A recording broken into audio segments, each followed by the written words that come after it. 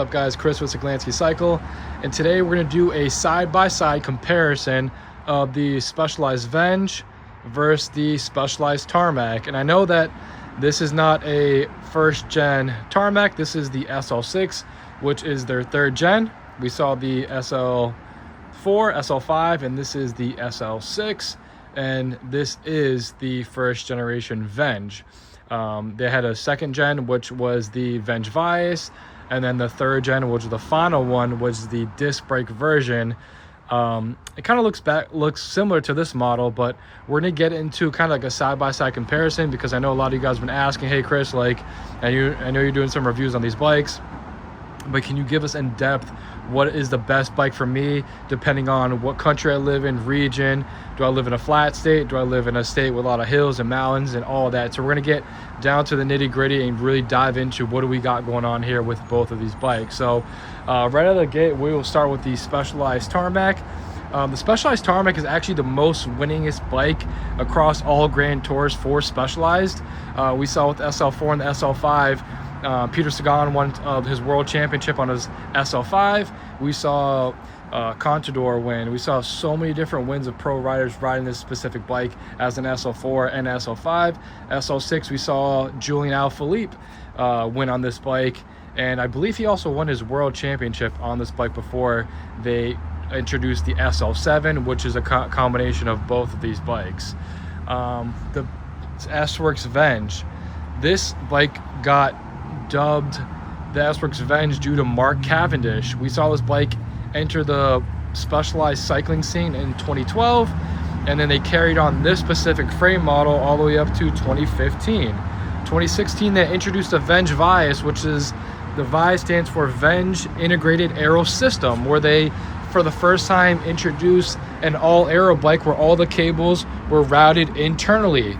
But the problem with that bike being that it was still rim brake and not disc brake, when the cable made all the cuts and turns through the handlebar, through the stem, through the top tube, to hit the front fork and all the way to the back, the stopping power was not that great. They ran the rim brake model, I think, for like a year, and then the following year, 2017, they came out with the disc brake version that Peter Sagan ultimately ran. But the reason, they dubbed this bike the Venge is for Mark Cavendish. Mark Cavendish was the ultimate sprinter at the time. Short dude. I think he was riding like a size 52 centimeter, kind of like Caleb Ewing. But he was absolute stud. He was at one point sprinting so hard that he snapped and folded his front Zip wheel. I know Zip got a lot of backlash for that, but the guy was an absolute beast. So they literally designed this aero bike for him. But yeah, guys, getting into it, they're like, hey Chris, what bike should I be looking to getting into? I know these are a first gen and a third gen model of rim brake bikes, which I still love these old school classic bikes, and it's crazy to say that this bike is over 10 years old and this one around the same thing, a little bit less, but rim brake is still my favorite. I love these bikes. If you get your hands on them, I know they're getting harder and harder to find because they're getting phased out. A lot of people are just crashing them. The frames are just not in great condition. But if you can find a clean one on Marketplace, on Pink Bike, or on eBay, I still love these bikes. For me, they're super highly sought after. But disc brakes is beneficial if you get caught in the rain, if you live in mountainous and hilly areas. But I still think these bikes are still, bar none, great. The technology is way before its time. But we'll jump into the Tarmac. If you're a guy who's like, hey Chris, I'm looking for a bike that's super light, very nimble. You know, I live in New England, I live in New Hampshire, I live in the Carolinas, right? This bike is for you. It's super light, nimble, very agile, and it will literally feel like you're riding on a piece of paper. The first time I rode a SL6, I had an SL5, but when I felt the SL6, I'm like, man, wow, this bike is kind of aero, super light. I love the way it looks. And it kind of almost checked all the boxes for me at the time. Living here in Florida, everyone's all about the aero bikes. There's a ton of guys in the TT industry down here with their massive disc, rear disc wheel in the front, on the rear, I mean, and the super dished out wheels in the front and rear, right? And they want the crazy aero bikes, you know, slam stem, one by setup. So for down here, when I got into the cycling industry around 2015, this was like the hottest bike at the time. At the time, I couldn't afford an S-Works. I just had the Elite model, and then little by little, I upgraded my bike. I did carbon wheels, carbon cranks, carbon saddle, carbon stem, and then ultimately did like the SRAM Red carbon wireless E-Tap group setup. But this bike is an absolute rocket. Like I did a group ride for Epic Cycle. They had a grand opening ride a couple months ago, and one of the guys on my ride was like, man, how do you still have that thing? That bike is absolute classic. A lot of people getting into the industry now don't even know what these things are. Like, oh, what kind of bike is that? I'm like, oh, it's a Specialized Venge. Like, really? I've never seen that before. I'm like, because this bike is super old, very vintage, very classic. The reason why this bike is as aero as it is because it's got all the aero properties, and Specialized has a wind tunnel. So when they do their testing, they look at how they can make all these lines be as, I guess, how would I say this, as aero as possible, as like cutting like a knife through butter, right? Like, how can I get all the aero properties without compromising weight, without compromising stiffness and all that. So what they did is they designed this frame. Aero bikes are typically heavier than the Tarmacs because the Tarmacs are a lot lighter. It's designed to be more nimble, so when they design that bike, it's gonna have super lighter components. I think on the rear chainstay on that one, they try to minimize it. Not a lot of carbon in the rear chainstay and the triangle. On this one, it's like super beefy. The fork is way thicker. Chainstay, seat stay, down tube, you can see right out of the gate.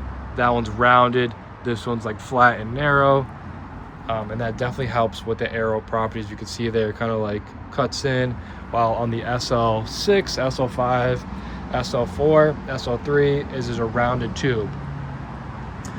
So if you're a guy, and granted, this is not a buy a bike if you still love the aesthetics of it and you live in a area where there is a lot of hills, because my mom lives in upstate New Hampshire, and the first time me and my wife went out there, all I had at the time was my Venge. I did not ride a 1x setup. I did switch it back to a 2x, but I did take this bike into the mountains, and I felt like it was fine. I wouldn't feel like it was too heavy. I didn't feel like I had a lot of drag. Keep that in mind. Even when Tom Boonen was racing this, he preferred his Venge over his Tarmac when he was racing in the Tour and all his Grand Tours. I also believe Peter Sagan in some of the mountain stages, even in the sprint stages, he uses Venge, but in some of the mountain stages also, he did prefer his Venge over his Tarmac. But what did Specialized do the following year after they phased out the SL6, which I believe the last year was it 2018, 2019, and then they introduced the SL7, which their whole philosophy was like, oh, how can we create one bike to rule them all? How can we combine both these bikes and make one bike that's aero, that's light, that's nimble, that's snappy for sprinters? I don't have one here. I have an SL8 in the garage, but that's ultimately what they did, right? They just took both these bikes, combined them.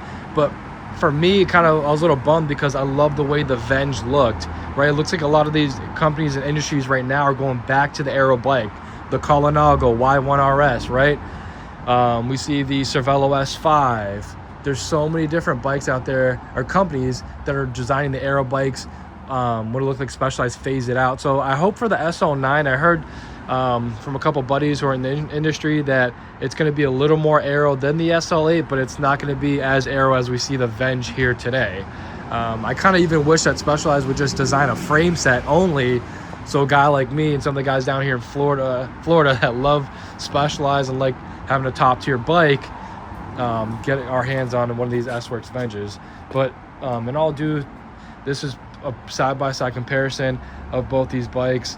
On the Venge, we have a 60 centimeter NV wheel, and the rear is a 70 centimeter wheel with the SRAM Red E-Tap 1x Grupo and the Ceramic Speed OSPW in the rear. I know I already made a video on this, but just to give you guys a side-by-side comparison, on an aero bike living down here, a 1x setup is the way to go. The way I have this bike set up, I know you can't see the drive side, but even on this non-drive side, you can see it's a 2x setup. This is the Shimano Dura-Ace Di2. Not big cranks in the front. I think the chain ring is like a 5236. Rear cassette is just factory. I bought this off a buddy, and I didn't want to go too crazy on the build. But my other Marcel Kittle bike is a 1x setup on the SL6, and I absolutely love that bike. But I hope I answered any of the questions for you guys. This is, you know, the best bikes in my opinion for rim brake that Specialized has ever came out with. No hate on any of the other bikes, but hey man, like if you're getting into industry and you're looking for a bike and you have a minimal budget and you can find a S-Works Venge or an S-Works SL6 Tarmac, definitely don't sneeze on it. These bikes are phenomenal. They still work great, and they will cross every T and dot every I for you guys. But that's it for this one, guys. If you guys have any comments, drop it in the comment box below, and don't forget to subscribe and hit that likes button. We'll catch you guys on the next one. Later.